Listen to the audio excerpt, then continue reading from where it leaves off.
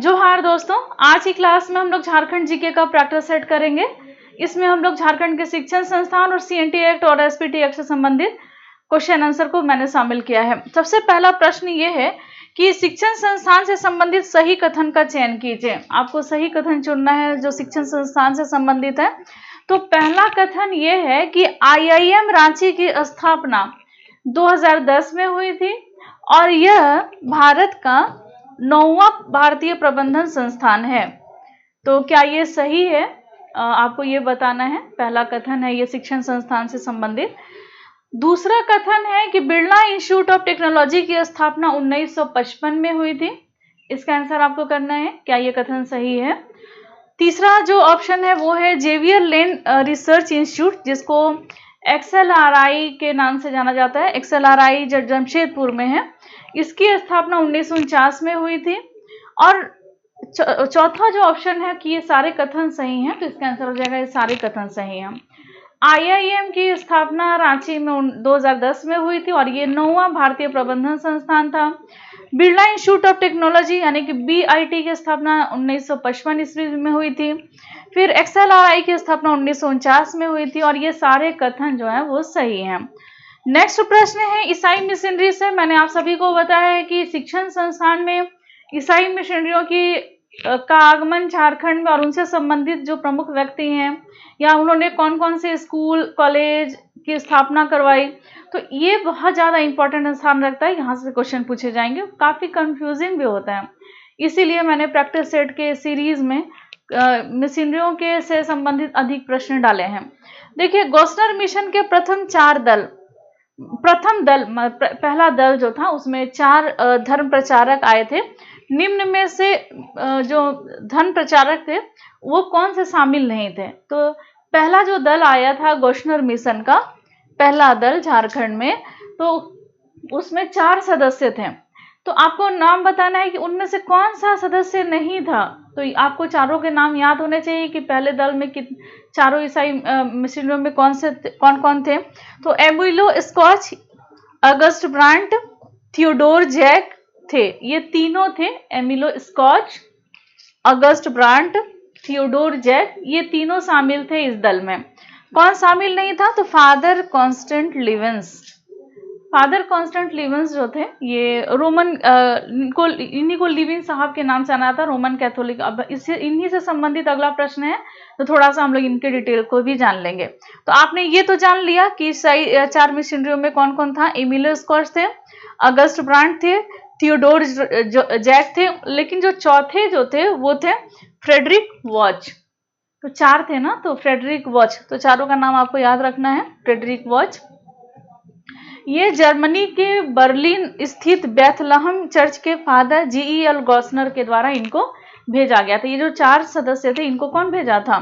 तो जर्मनी के बर्लिन में एक बेथलहम चर्च है, उनके फादर थे जिनका नाम था GEL गॉस्नर। उन्होंने ही इन चारों को भेजा था झारखंड में, गॉस्नर मिशन को भेजा था इन्होंने। तो ये सारे डिटेल हो गए इसके। अगला जो प्रश्न है वो है कि फादर कॉन्स्टेंट लिवेंस, जिन्हें लिविन साहब के, इन्हीं को लिविन साहब के नाम से जाना जाता है। किसको? तो फादर कॉन्स्टेंट लिवेंस।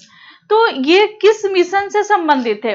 पिछले क्लास में मैंने इसके आंसर काफी डिटेल में करा रखे हैं, तो वहीं से मैंने प्रश्न कर दिया है। तो रोमन कैथोलिक मिशन से जो लिविन साहब थे वो संबंधित थे। इनका जो मूल नाम जो था, इनका जो सही नाम था वो था फादर कॉन्स्टेंट लिवेंस। रोमन कैथोलिक का झारखंड में प्रवेश हुआ 1869 में। कब हुआ था? तो 1869 में रोमन कैथोलिक मिशन झारखंड में आए, परंतु इनका वास्तविक क्रियाकलाप जो था वो 1885 में शुरू हुआ। और कब? तो जब फादर कॉन्स्टेंट लिवेंस का आगमन हुआ 1885 में। 1905 में संत जॉन स्कूल खोला गया। 1944 में संत जेवियर इंटर कॉलेज भी खोला गया और ये सभी रोमन कैथोलिक चर्च का ही देन है। नेक्स्ट प्रश्न जो है वो CNT एक्ट से है, छोटानागपुर काश्तकारी अधिनियम 1908। इससे संबंधित सभी जितने भी धाराएं हैं, जितने भी अध्याय हैं, यहाँ से प्रश्न पूछे जाएंगे। तो हम लोग प्रैक्टिस कर लेते हैं इसके। आप लोग पढ़ लिए होंगे, मुझे पूरी उम्मीद है। तो चलिए प्रैक्टिस हो रहा है यहाँ पर। CNT एक्ट 1908 की धारा 41 के अनुसार, धारा 41 तो किसका? CNT एक्ट 1908 का। धारा 41 के अनुसार अनाधिभोगी रैयत की बेदखली के आधार निम्न में से कौन से हैं? जो अनाधिभोगी रैयत के मैंने आपको प्रकार बताए थे अलग अलग, उसमें एक प्रकार है अनाधिभोगी रैयत। तो इनका मतलब इनमें से उनको बेदखल किस आधार पे किया जा सकता है? जो जिस जमीन पे वो खेती कर रहे होते हैं, तो उससे उनको बेदखल कौन कौन से आधार पे किया जा सकता है? तो तीसरे कृषि वर्ष के प्रारंभ के बाद, मान लीजिए तीसरा कृषि वर्ष की क्या परिभाषा है? एक बार आप जरूर CNT एक्ट के धाराओं को देखिएगा जिसमें कृषि वर्ष का, और मुझे जहां तक याद है ये धारा 3 में दिया हुआ है। सारा डिटेल की परिभाषाएं जो दी गई हैं धारा 3 में ही है। हाँ, धारा 3 में दिया हुआ है, तो आप उसको देख लीजिएगा सारी परिभाषा को, तो वहां पर आपको ये पता चलेगा कृषि वर्ष किसको कहते हैं। तो तीसरे कृषि वर्ष के प्रारंभ के बाद 90 दिनों के अंदर पिछले 2 वर्षों का लगान चुकाने में असफल रहने पर, तीसरा कृषि वर्ष प्रारंभ हो गया है, 90 दिन बीत गया है और उसके पहले के 2 वर्षों का लगान वो नहीं चुका पाया है, तो ऐसी परिस्थिति में जो अनाधिभोगी रैयत है उनको उनके भूमि से बेदखल कर दिया जाएगा। तो ये बेदखली का आधार है।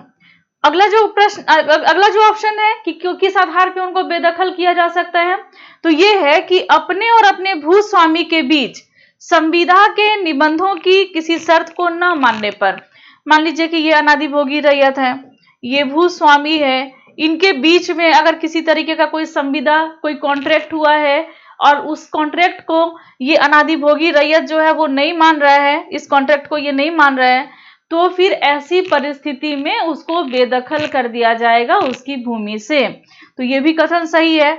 तीसरा जो कथन है कि उचित लगान का भुगतान करने से सहमत ना होने पर, मान लीजिए कि जो भूस्वामी है उसने लगान निर्धारित कर दिया, ये लगान तो अनाधिभोगी रैयत को देना है, लेकिन जो अनाधिभोगी रैयत है वो ये लगान नहीं देना चाह रहा है, नहीं दे रहा है, तो ऐसी जो फिक्स लगान नहीं देने की स्थिति में ये अनाधिभोगी रैयत जो है इसको भूमि से बेदखल होना पड़ेगा। और ये सारा किस धारा में, ये सारी चीजें किस धारा में प्रावधान किया गया है? तो धारा 41 में इसका प्रावधान किया गया है, यानी कि धारा 41 में इसको प्रावधान किया गया है।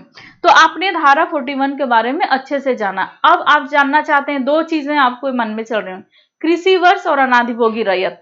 तो अनाधिभोगी रैयत जो है उसकी परिभाषा दी गई है। जब आप काश्तकार की परिभाषा धारा 4 में की गई है, तो उसमें भी अनाधिभोगी रैयत का वर्णन किया गया है। और धारा 41 में भी आप देख लीजिए अच्छे से। कृषि वर्ष जो है आपको धारा 3 में दिया गया है, उसमें सारी परिभाषाएं दी गई हैं। भूधृति कौन होगा, भूस्वामी कौन होगा, ये भूधृति क्या है, भूस्वामी क्या है, अनाधिभोगी रैयत क्या है, काश्तकार के बारे में भी वहां थोड़ा बहुत दिया हुआ है। तो जितनी परिभाषाएं हैं वो वहां दी गई हैं, तो वो भी आप देख लेंगे। मुझे जहां तक याद है कि धारा 3 में ही। आप सभी जो है आंसर कमेंट बॉक्स में कमेंट करके बताइएगा कि ऐसा परिभाषा जो है वो किस धारा में की गई है CNT एक्ट के। तो ये हो गया आज का पहला प्रश्न जो CNT एक्ट से था। अब हम लोग अगला प्रश्न लेते हैं। ये धारा 46 है, धारा 46 है। इसमें क्या दिया हुआ है? CNT एक्ट की धारा 46 के अनुसार यदि कोई अनुसूचित जाति, कौन सा? धारा 46, यदि कोई अनुसूचित जाति या पिछड़े वर्ग का सदस्य हो तो किसकी अनुमति के बाद अपनी जोत के किसी भाग का विक्रय, दान, अंतरण उसी को कर सकता है जो अधिभोगी रैयत के स्थानीय थाना के निवासी हो और अनुसूचित जनजाति के सदस्य हों। तो इसके लिए किसकी अनुमति लेनी पड़ती है? अगर वो अपने जोत का, यानी कि जो उनके पास भूमि का टुकड़ा है उसका या तो किसी की भाग या फिर उसको दान करना चाहते हो, वह किसी को दे देना चाहते हो, तो ऐसे में वो किसका अनुमति लेंगे? तो ये हो जाएगा, इसका आंसर हो जाएगा उपायुक्त।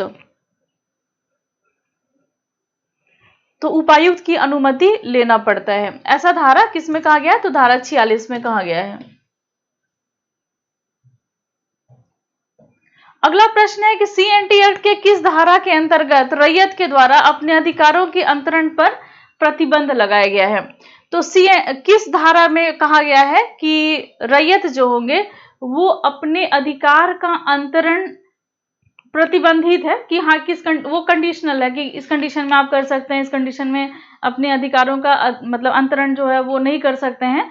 तो ऐसा कहा किस धारा में कहा गया है? तो धारा, माफ कीजिएगा, धारा 46 में ही इसका वर्णन है, धारा 46 में। और वो सारे प्रावधान किए गए हैं कि किस तरीके से प्रतिबंधित किया गया कि आप अपने जो अधिकार हैं उसका अंतरण नहीं कर सकते हैं कोई रैयत। अगला प्रश्न है जो धारा ये भी सीएनटी एक्ट से ही है। किस वर्ष सीएनटी एक्ट में संशोधन करके ये शर्त हटा दिया गया जिसके तहत जो सामान्य वर्ग के लोग हैं वो जमीन या जोत, बिक्री, विनिमय, दान, वसीयत, बंधक आदि करने के उपाय की अनुमति आवश्यक होती है, तो उनको अनुमति की आवश्यकता होती है। तो ये किस वर्ष इसको हटा दिया गया था? तो ये वर्ष था 1964 ईस्वी। 1964 में ये नियम हटा दिया गया कि जो सामान्य वर्ग के लोग हैं जो जनरल में आते हैं वो अपनी जमीन को, अपनी जोत, बिक्री, विनिमय, दान, वसीयत या बंधक किसी भी रूप में अगर अपने जोत का अंतरण करना चाहते हैं तो फिर उनको अनुमति की आवश्यकता नहीं होती है। और ये रोक जो था वो हटा दिया गया था 1964 ईस्वी में। अगला प्रश्न है, ये भी सीएनटी एक्ट से ही है, कि सीएनटी एक्ट की किस धारा में बंदोबस्त रैयत को परिभाषित किया गया है? तो कौन सी धारा है जिसमें बंदोबस्त रैयत को परिभाषित किया गया है सीएनटी एक्ट के? तो इसका आंसर हो जाएगा धारा 17, ऑप्शन नंबर बी है। धारा 17 में अब क्या दिया हुआ है, थोड़ा सा हम लोग इसको डिटेल में देखते हैं। तो धारा 17 में दिया है कि ऐसा रैयत जिसने इस नियम के लागू होने के पूर्व, जब सीएनटी एक्ट जो है वो लागू हुआ उसके पहले या बाद का 12 वर्ष, यानी कि पहले के 12 वर्ष या बाद का 12 वर्ष तक भूमि को अगर वो धारित किया हो, वो भूमि को मतलब धारण किया हो, तो उसे बंदोबस्त रैयत माना जाएगा। तो ऐसे कंडीशन में वो क्या माना जाएगा? तो ऐसे कंडीशन में वो बंदोबस्त रैयत माना जाएगा। तो ये धारा किस धारा में कहा गया है? तो ये धारा 17 में कहा गया है। अगला प्रश्न भी सीएनटी एक्ट से ही है। 5 प्रश्न आने हैं आपके एग्जाम में।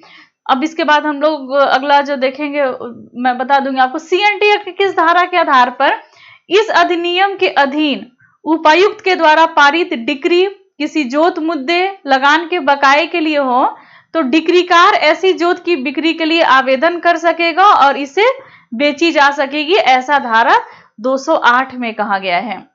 एक बार और मैं रीड कर देती हूं ताकि आपको ये अच्छे से समझ में आ जाए कि धारा 208 में क्या कहा गया है।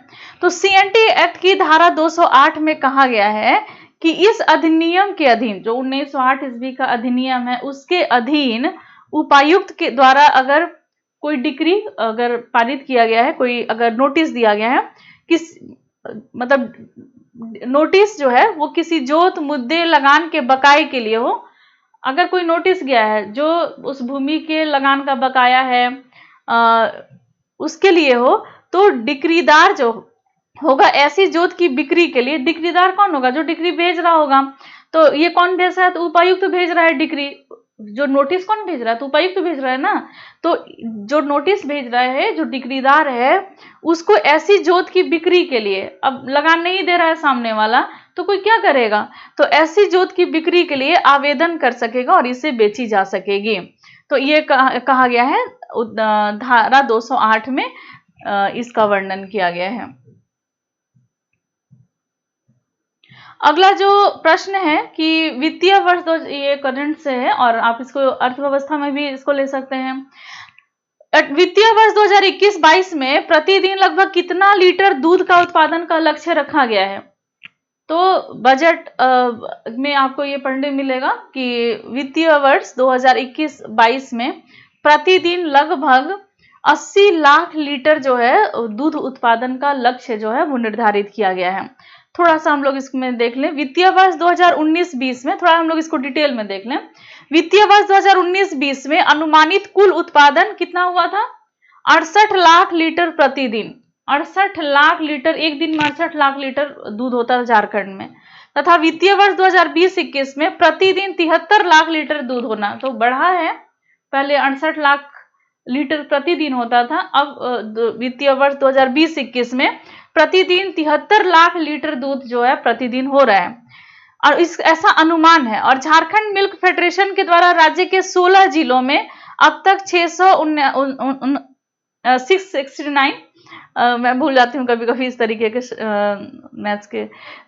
मिल्क पुलिंग पॉइंट से संबद्ध कुल 2372 गांव के 19630 दूध उत्पादकों को जोड़ करके औसतन 1,02,000 लीटर दूध प्रतिदिन संग्रह करते हुए प्रत्येक माह लगभग 10 करोड़ रुपए की राशि दूध उत्पादकों के निजी बैंक खाता के माध्यम से भुगतान किया जा रहा है और वित्तीय वर्ष 2021-22 में प्रतिदिन लगभग 80 लाख लीटर दूध उत्पादन करने का लक्ष्य निर्धारित किया गया है। अगला प्रश्न जो है वो संथाल परगना काश्तकारी अधिनियम से है। संथाल परगना काश्तकारी अधिनियम 1949 के किस धारा को छोड़ करके सभी धाराओं को केंद्र सरकार के द्वारा 1990 ईस्वी में 66वां संविधान संशोधन करके 9वीं अनुसूची में डाल दिया गया है?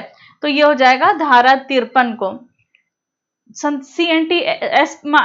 ये संथाल परगना काश्तकारी अधिनियम यानी कि एसपीटी एक्ट, ये 1949, इसके धारा 53 को छोड़ करके जितनी भी धाराएं हैं सभी को केंद्र सरकार ने 1990 ईस्वी में 66वां संविधान संशोधन करके इसको 9वीं अनुसूची में डाल दिया गया है, सिवाय धारा 53 को साइड कर दिया गया है। एसपीटी एक्ट के किस धारा में यह कहा गया है कि भूस्वामी एवं उपायुक्त की सहमति के बिना बंदोबस्ती के लिए, सेटलमेंट के लिए भूमि या जोत का विभाजन नहीं होगा? तो सेटलमेंट के लिए भूमि या जोत का विभाजन नहीं होगा, ऐसा सीएनटी एक्ट के किस धारा में कहा गया है? और जब तक भूस्वामी या उपायुक्त की सहमति ना हो, तो ऐसा कहा गया है धारा एसपीटी एक्ट के धारा 30 में। फिर अगला प्रश्न भी एसपीटी एक्ट से है। एसपीटी एक्ट की किस धारा में यह प्रावधान किया गया है कि सरकारी या अल्प सार्वजनिक कार्य के लिए चिन्हित भूमि का अर्जन प्रतिबंधित होगा? जो सरकारी भूमि है या अल्प सार्वजनिक कार्य के लिए जो भूमि को चिन्हित कर लिया गया है, वैसी भूमि का अर्जन प्रतिबंधित होगा।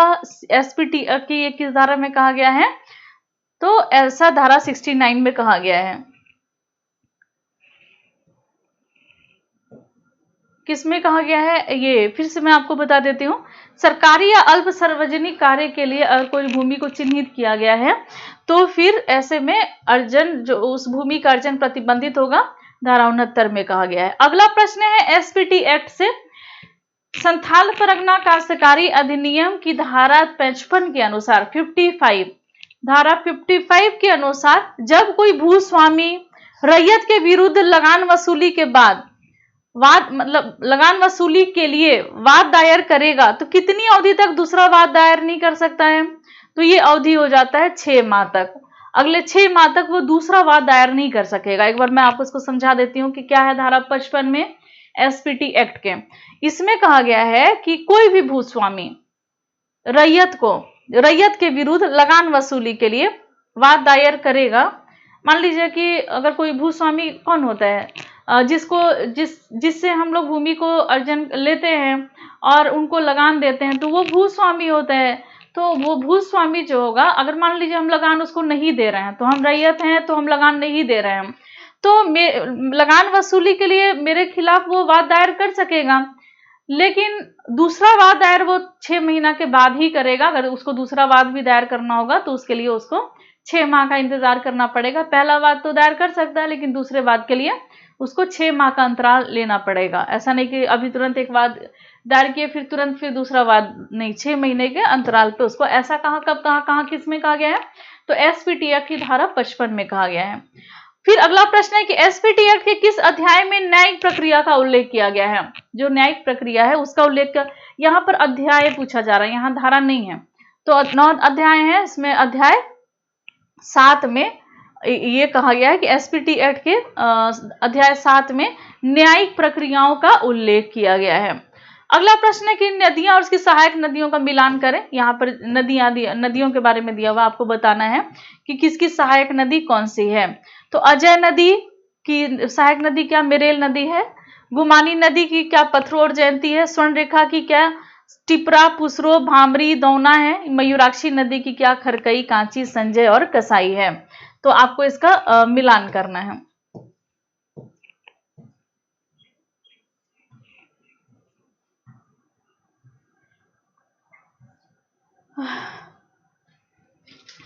आज बस यही तक हम लोग करते हैं ये वाले के प्रश्न को, क्योंकि CNT SPT और शैक्षणिक संस्थान जो है यहाँ तक मुझे करा देना था, आज मैंने करा दिए, मुझे कुछ ज़रूरी काम था। तो मैं कल की क्लास में फिर इसको कंटिन्यू करूँगी और अगला जो इस प्रैक्टिस सेट का प्रश्न है वो हम लोग कल लेते हैं। तो आज की क्लास में बस इतना ही, मिलते हैं हम लोग नेक्स्ट क्लास में, लेते हैं आपसे विदा, धन्यवाद।